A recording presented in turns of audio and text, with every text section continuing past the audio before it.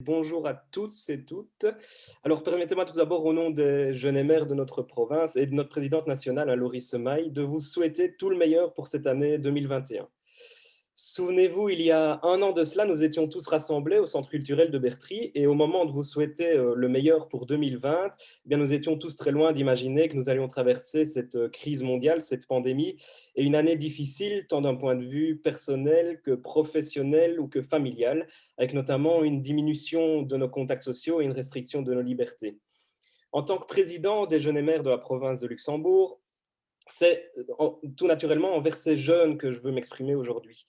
Et je lis, je vois, j'entends de plus en plus de personnes critiquer les jeunes qui se plaignent de cette crise, de leur mal-être, de leur situation psychologique difficile.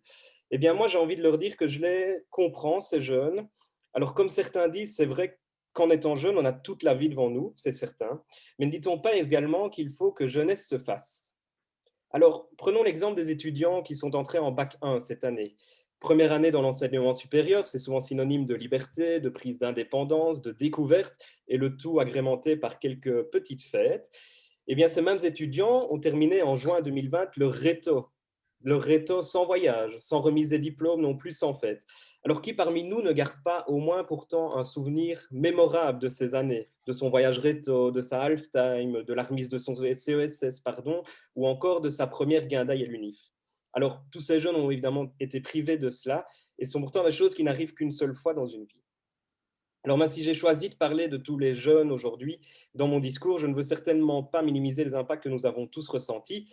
Nos aînés ont été aussi très durement impactés, mais plus généralement, je ne pourrais citer aucune frange de la population qui ne peut dire qu'elle n'a pas traversé cette crise sans la moindre difficulté. Alors même si pour certains, et je pense notamment au secteur de la culture, de l'ORECA et des soins de santé ou encore des métiers de contact, et j'en passe, les difficultés sont bien plus grandes que pour d'autres. Alors pour cette année 21, c'est un message d'espoir et d'encouragement que je souhaiterais vous adresser, et je vous souhaite vraiment tout le meilleur pour cette année et un retour rapide à la normale. Prenez soin de vous et de vos proches. Nous sommes tous dans le même bateau, un bateau qui pourrait être baptisé vaccin en ce début d'année et qui, je l'espère, va pouvoir fendre toutes les prochaines vagues qui se dresseront devant lui. Bonne année à tous.